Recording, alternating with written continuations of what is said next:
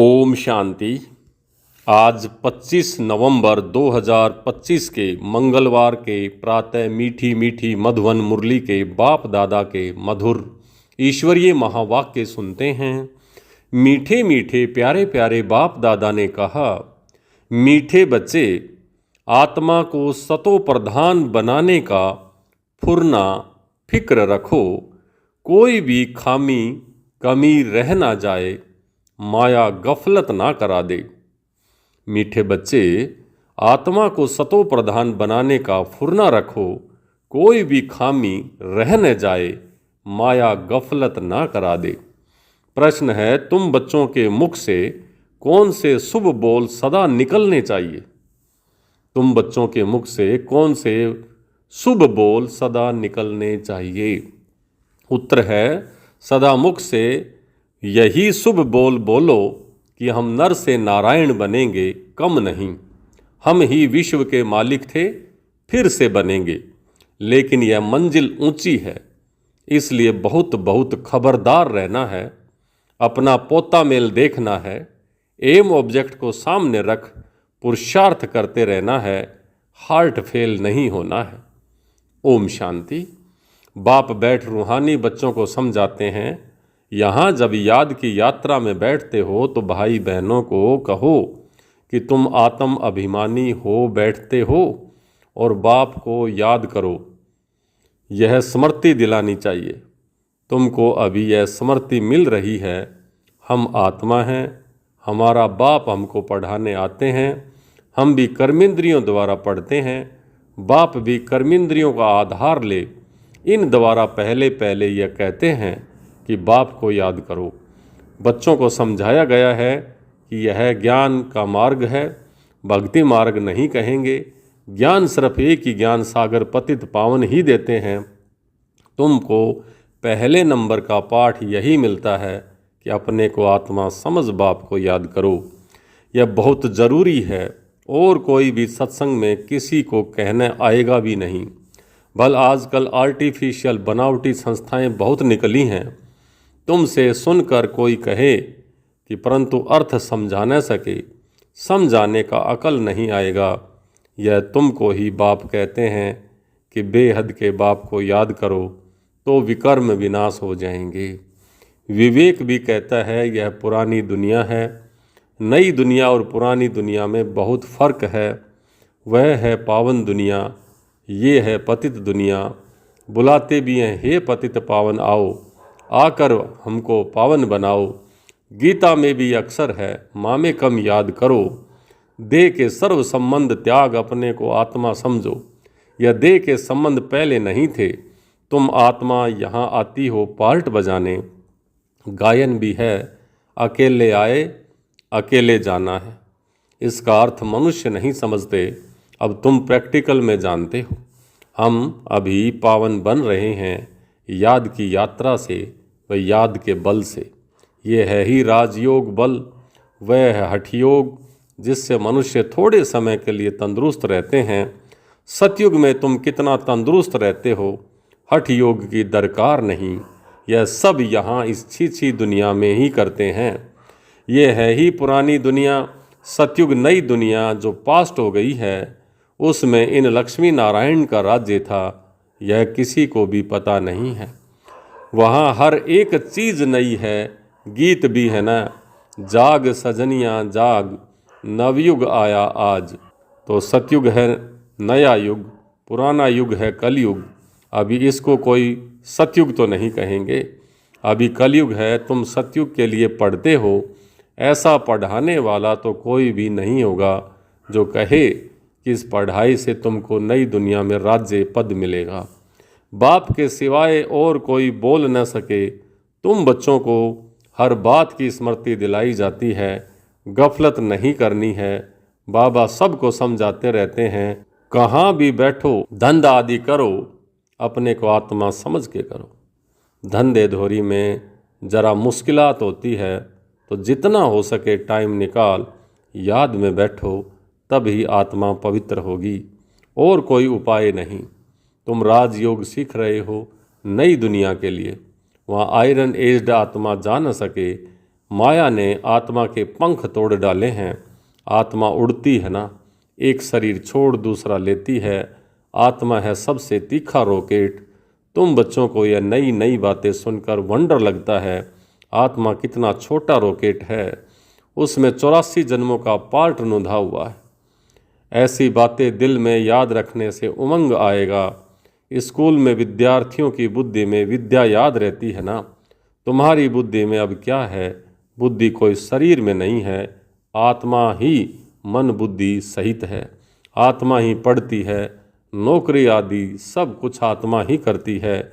शिव बाबा भी आत्मा है, परंतु उसको परम आत्मा कहते हैं। वह ज्ञान का सागर है, वह बहुत छोटी बिंदी है, यह भी किसी को पता नहीं है। जो उस बाप में संस्कार हैं वही तुम बच्चों में भरे जाते हैं। अभी तुम योग बल से पावन बन रहे हो, उसके लिए पुरुषार्थ करना पड़े। पढ़ाई में फुरना तो रहता है कि कहाँ हम फेल ना हो जाएं। इसमें पहले नंबर की सब्जेक्ट है ये याद। हम आत्मा सतो प्रधान बने, कुछ खामी ना रह जाए, नहीं तो नापास हो जाएंगे। माया तुमको हर बात में बुलाती है। आत्मा चाहती है कि चार्ट रखें, सारे दिन में कोई आसुरी कर्म तो नहीं किया है, परंतु माया चार्ट रखने नहीं देती है। तुम माया के चंबे में आ जाते हो। दिल कहती भी है पोता मेल रखें। व्यापारी लोग हमेशा फायदे नुकसान का पोता मेल रखते हैं ना। तुम्हारा तो यह बहुत बड़ा पोता मेल है, 21 जन्मों की कमाई है। इसमें गफलत नहीं करनी चाहिए। बच्चे बहुत गफलत करते हैं। इस बाबा को तो तुम बच्चे सूक्ष्म वतन में स्वर्ग में भी देखते हो। बाबा भी बहुत पुरुषार्थ करते हैं, वंडर भी खाते रहते हैं। बाबा की याद में स्नान करता हूँ, भोजन खाता हूँ, फिर भी भूल जाता हूँ, फिर याद करने लगता हूँ। बड़ी सब्जेक्ट है यह, इस बात में कोई भी मतभेद नहीं आ सकता। गीता में भी है, देह सहित देह के सब धर्म छोड़ो, बाकी रही आत्मा। देह को भूल अपने को आत्मा समझो। आत्मा ही तमो प्रधान बन गई है। मनुष्य फिर कह देते हैं आत्मा निर्लेप है, कह देते हैं आत्मा सो परमात्मा, परमात्मा सो आत्मा। इसलिए समझते हैं आत्मा में कोई लेप छेप नहीं लगता है। तमोगुणी मनुष्य शिक्षा भी तमोगुणी ही देते हैं, सतोगुणी तो बना न सकें। भक्ति मार्ग में तमो प्रधान बनना ही है। हर एक चीज़ पहले सतो प्रधान, फिर सतो, फिर रजो, फिर तमो में आती। बाप नई दुनिया का कंस्ट्रक्शन कराते हैं, फिर इस पुरानी दुनिया का डिस्ट्रक्शन विनाश होता है। भगवान तो नई दुनिया रचने वाला है ना, तो यह पुरानी दुनिया बदल कर फिर नई होगी। नई दुनिया के चिन्ह तो यह लक्ष्मी नारायण है ना, यह नई दुनिया के मालिक हैं। त्रेता को भी नई दुनिया नहीं कहेंगे। कलयुग को पुराना और सतयुग को नया कहा जाता है। कलयुग है अंत और सतयुग है आदि का यह संगम। ये है संगम युग। कोई MA और कोई BA पढ़ते हैं तो ऊंच बन जाते हैं ना। तुम इस पढ़ाई से कितने ऊंचे बनते हो? दुनिया इस बात को नहीं जानती है, इनको इतना ऊंचा किसने बनाया। तुम अभी आदि मध्य अंत का जान गए हो, सबकी जीवन कहानी को तुम जानते हो। ये है नॉलेज। भक्ति में नॉलेज नहीं है, सिर्फ कर्म कांड सिखाते हैं। भक्ति तो अथाह है, कितना वर्णन करते हैं, बहुत खूबसूरत दिखाई पड़ती है। बीज में क्या खूबसूरती है, इतना छोटा बीज कितना बड़ा हो जाता है। भक्ति का यह झाड़ है, अथाह कर्म कांड है। ज्ञान का गुटका एक ही है, मन मना भवै। बाप कहते हैं तमो प्रधान से सतो प्रधान बनाने के लिए मुझे याद करो। तुम कहते भी हो हे पतित पावन आओ, आकर हमको पावन बनाओ। रावण राज्य में सब पतित और दुखी हैं, राम राज्य में सब पावन और सुखी हैं। राम राज्य रावण राज्य नाम तो है ना। राम राज्य का किसी को भी पता नहीं है सिवाय तुम बच्चों के। तुम अब पुरुषार्थ कर रहे हो, 84 जन्मों का राज भी तुम्हारे सिवाय कोई भी नहीं जानते। बल करके कहते हैं भगवानो वाच मन मना भवै। सो क्या ऐसे ही थोड़े ही कोई समझाएंगे कि तुमने 84 जन्म कैसे पूरे लिए? अब चक्र पूरा होता है। गीता सुनाने वालों को जा कर के सुनो, गीता पर क्या बोलते हैं। तुम्हारी बुद्धि में तो अब सारा ज्ञान टपकता रहता है। बाबा पूछते हैं आगे कभी मिले हो? तो कहते हैं हाँ बाबा, कल पहले भी मिले थे। बाबा पूछते हैं और तुम उत्तर देते हो, अर्थ सहित उत्तर देते हो, ऐसे नहीं कि तोते के मिसल कह देते हो। फिर बाबा पूछते हैं क्यों मिले थे और क्या पाया था? तो तुम कह सकते हो हमने विश्व का राज्य पाया था, उसमें सब कुछ आ जाता है। बल तुम कहते हो नर से नारायण बने थे, परंतु विश्व का मालिक बनना, उसमें राजा रानी और डीटी डिनाइस्टी सब है। उनका मालिक राजा रानी प्रजा सब बनेंगे ना। इसको कहा जाता है शुभ बोलना। हम तो नर से नारायण बनेंगे, कम नहीं। बाप कहेंगे हाँ बच्चे, पूरा पुरुषार्थ करो, अपना पोता मेल भी देखना है। इस हालत में हम उच्च पद पा सकेंगे या नहीं? कितनों को रास्ता बताया है, कितने अंधों की लाठी बना हूँ। अगर सर्विस नहीं करते हैं तो समझना चाहिए कि हम प्रजा में चले जाएंगे। अपने दिल से पूछना है, अगर अभी हमारा शरीर छूट जाए तो क्या पद पाएंगे? बहुत बड़ी मंजिल है, तो खबरदार रहना चाहिए। कई बच्चे समझते हैं बरोबर हम तो याद ही नहीं करते हैं, तो फिर पोता मेल रख करके क्या करेंगे? उनको फिर हार्ट फेल कहा जाता है। वह पढ़ते भी ऐसे ही हैं, ध्यान नहीं देते हैं। मियाँ मिट्ठू बन बैठ नहीं जाना है, जो पिछाड़ी में फेल हो जाए। इसलिए पुरुषार्थ पर ध्यान देना है, अपना कल्याण करना है। एम ऑब्जेक्ट तो सामने है, हमको पढ़कर यह बनना है। ये भी वंडर है ना। कलयुग में तो राजाई है नहीं, सतयुग में फिर इन्हों की राजाई कहाँ से आई? सारा मदार पढ़ाई पर है। ऐसे नहीं कि देवताओं और असुरों की लड़ाई लगी, देवताओं ने जीत कर राज्य पाया। अब असुरों और देवताओं की लड़ाई लग कैसे सकती है? न कौरवों और पांडवों की लड़ाई लगी। लड़ाई की तो कोई बात ही नहीं है। लड़ाई तो या निषेध की जाती है। पहले तो यह बताओ कि बाप कहते हैं दे के सब संबंध छोड़ अपने को आत्मा समझो। तुम आत्मा अशरीरी आई थी, अब फिर वापस जाना है। पवित्र आत्माएं ही वापस जा सकेंगी, तमो प्रधान आत्माएं तो जा न सकें। आत्मा के पंख टूटे हुए हैं, माया ने पतित बनाया है। तमो प्रधान होने के कारण इतना दूर पवित्र जगह जा नहीं सकते हैं। अभी तुम्हारी आत्मा कहेगी कि हम असल परम धाम के रहने वाले हैं। यहाँ वह 5 तत्वों का पुतला लिया है पार्ट बजाने के लिए। मरते हैं तो कहते हैं स्वर्गवासी हुआ। कौन? वहाँ शरीर तो गया या आत्मा गई? शरीर तो जलकर यहीं ख़त्म हो गया, बाकी रही आत्मा। वह स्वर्ग में तो जा नहीं सकती जब तक पवित्र ना बने। मनुष्यों को तो जिसने जो सुनाया वो कह देते हैं। भक्ति मार्ग वालों ने भक्ति ही सिखलाई है। ऑक्यूपेशन का किसी को पता नहीं है।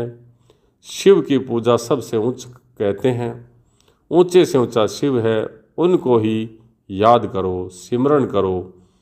माला भी देते हैं, शिव शिव कहते माला फेरते रहो। बिगर अर्थ माला उठाए शिव शिव कहते रहेंगे। अनेक प्रकार की शिक्षाएं गुरु लोग देते हैं।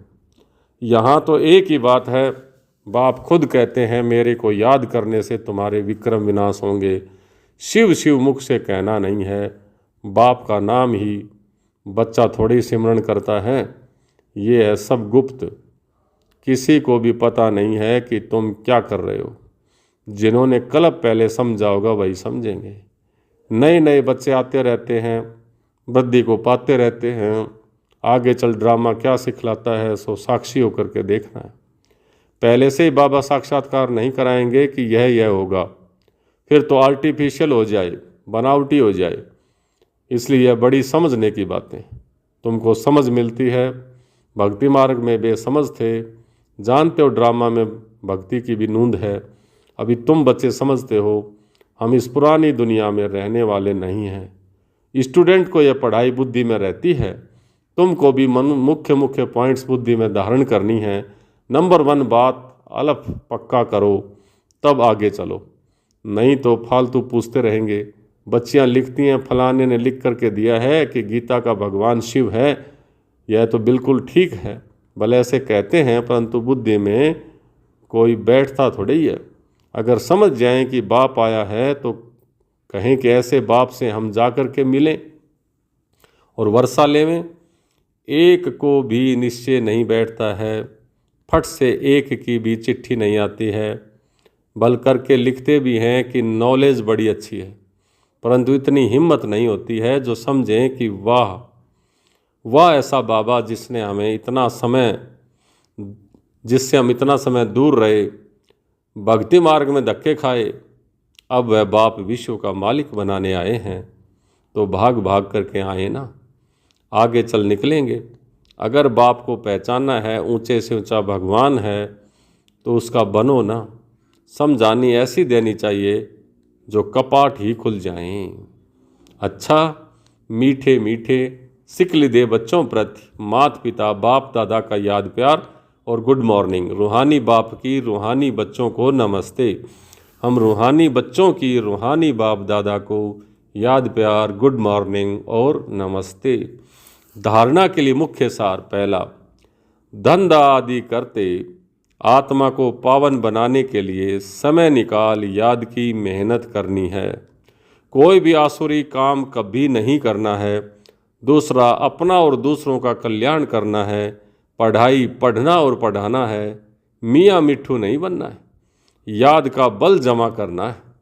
आज का वरदान, नाम और मान के त्याग द्वारा सर्व का प्यार प्राप्त करने वाले विश्व के भाग्य विधाता भवै। नाम और मान के त्याग द्वारा सर्व का प्यार प्राप्त करने वाले विश्व के भाग्य विधाता भव। जैसे बाप को नाम रूप से न्यारा कहते हैं, लेकिन सबसे अधिक नाम का गायन बाप का ही है, वैसे ही आप भी अल्पकाल के नाम और मान से न्यारे बनो तो सदा काल के लिए सबके प्यारे स्वतः बन जाएंगे। जो नाम मान के भिखारीपन का त्याग करते हैं वह विश्व के भाग्य विधाता बन जाते हैं। कर्म का फल तो स्वतः आपके सामने संपन्न स्वरूप में आएगा। इसलिए अल्पकाल की इच्छा मात्रम अविद्या, तो अल्पकाल की इच्छा मात्रम अविद्या बनो। कच्चा फल नहीं खाओ, उसका त्याग करो तो भाग्य आपके पीछे पीछे आएगा। आज का स्लोगन, परमात्म बाप के बच्चे हो तो बुद्धि रूपी पांव सदा तख्त नशीन हो। परमात्म बाप के बच्चे हो तो बुद्धि रूपी पांव सदा तख्त नशीन हो। अव्यक्त इशारे अशरीरी व विधेय स्थिति का अभ्यास बढ़ाओ। कोई भी सेवा के प्लान्स बनाते हो, भले बनाओ भले सोचो, लेकिन क्या होगा उस आश्रित होकर के नहीं सोचो। विधेयी साक्षी बनकर के सोचो। सोचा, प्लान बनाया और सेकंड में प्लान स्थिति बनाते चलो। अभी आवश्यकता स्थिति की है। यह विधेय स्थिति परिस्थिति को बहुत सहज पार कर देगी। जैसे बादल आए और चले गए, विदेही अचल अडोल हो खेल देख रहे हैं, ऐसे समझ चलो। ओम शांति।